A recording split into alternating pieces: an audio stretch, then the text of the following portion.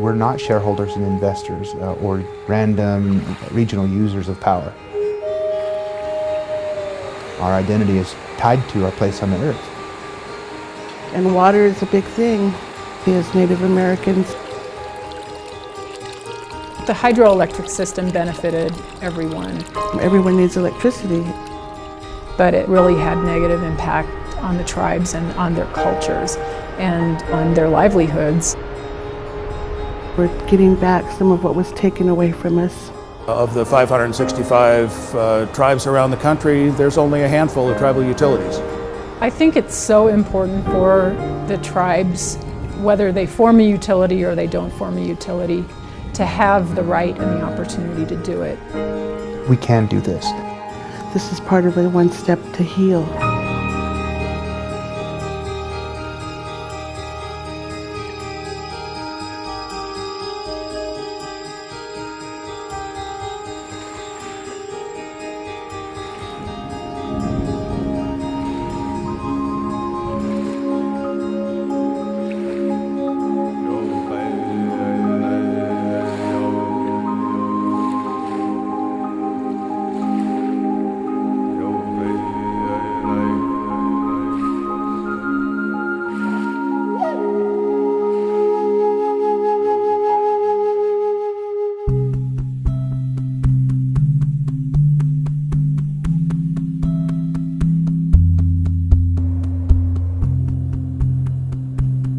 It seems incredible that October of 2001, this utility flipped its first switch. It was a significant moment, when that actually happened.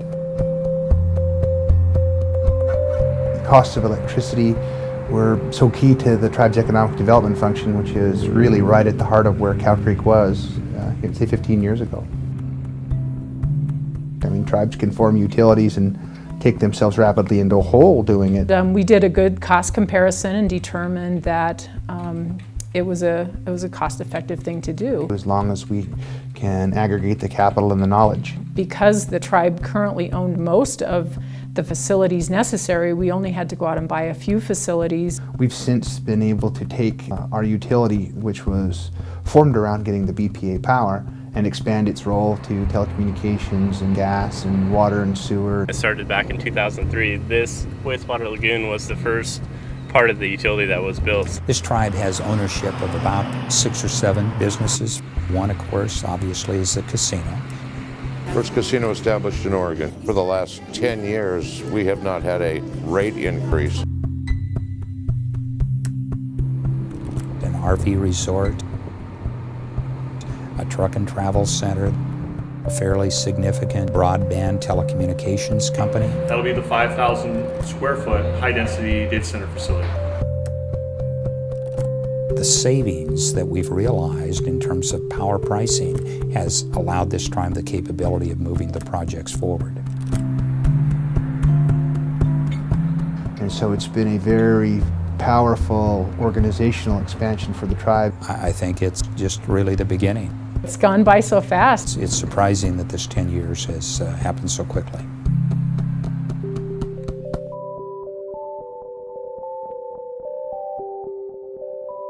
You've had 80 years of electrical service here on the reservation, yet you've never enjoyed any of the benefits of the employment or having the ability to have, lower rates or direct control. Now Yakima Power is here, which is going to benefit our children and their children. It's a change in our life. This is Yakima Nation. I grew up on this reservation, grew up in one of the very first housing projects this place ever had. Well, when I first heard about Yakima Power, I was a saw filer for the tribe at one of their two sawmills. I was kind of old for one. I believe I was 40, I think, or so when I started. Coming back as a Native American lineman, there's not that many anywhere. And I watched the crews put up power lines, tear down poles, replace infrastructure. And I think that 2 years ago, I didn't even have this capability. We didn't have a crew, and now we have an all-native crew able to go out and do the construction. business is a competition. A couple of other utilities that are on this reservation that are serving customers here. We've been told that we didn't know what we were doing. We were going to get people killed. I'm very thankful, I'm very proud to live on the reservation. And these fields out here, the field behind me is drip irrigated asparagus. One of my utilities wanted 20 grand to hook up, and so Yakima Power hooked me up at no charge, and they've done a great job. We know that we're having a big impact on the valley floor down here, so the guys take it really seriously.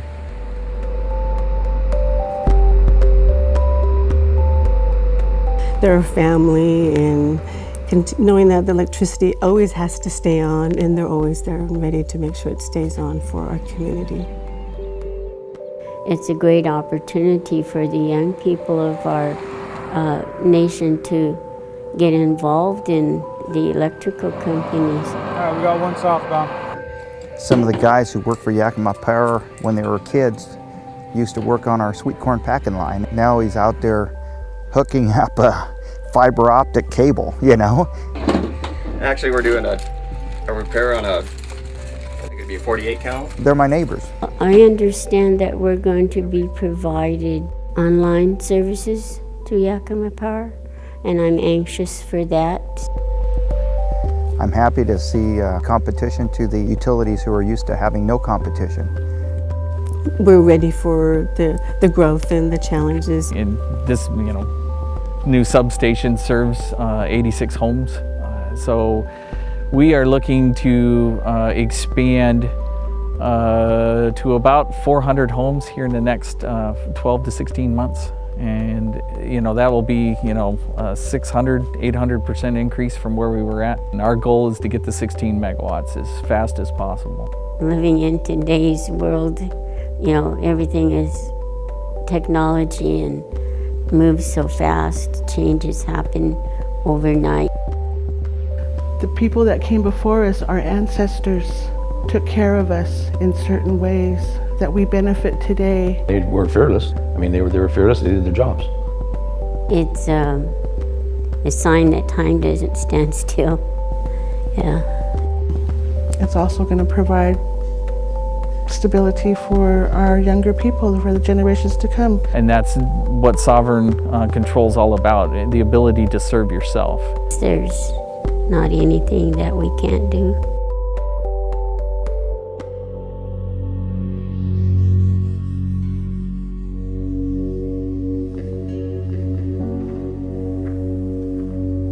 The tribe's a minority here. This was open to homesteading in 1910. We've been successful at running the Mission Valley Power since 1988.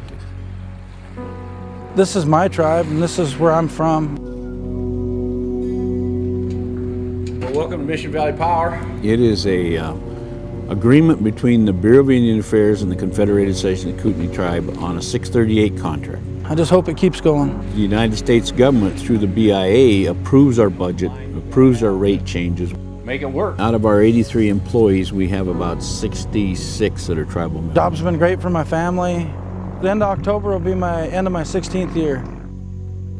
We have approximately 18,000 customers. Most of the people thought that the tribes couldn't run this. If you want to do it, just go do it. If you want something, go get it. It's yours. I've been told many times that our reliability has really improved over the years. That's my hope. It always stays under tribal control. Don't let anybody throw your dreams away for you. And the tribe has taken our success and showed that when the tribe managed something, the difference it has made here.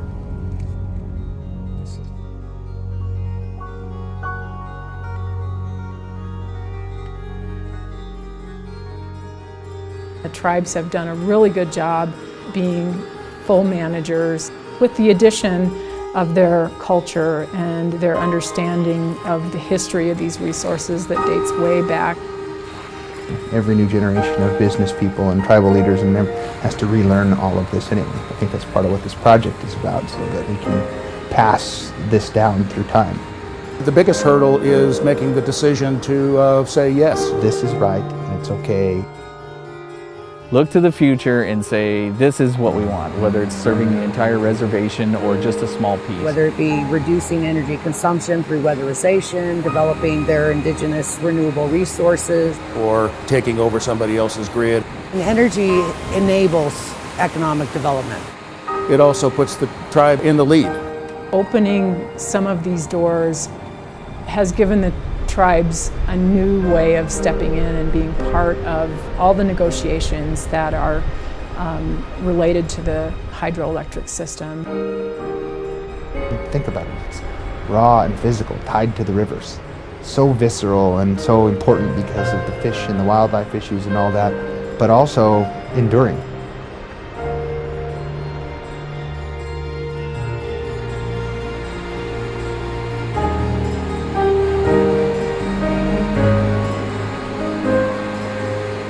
The tribe's going to be here how long?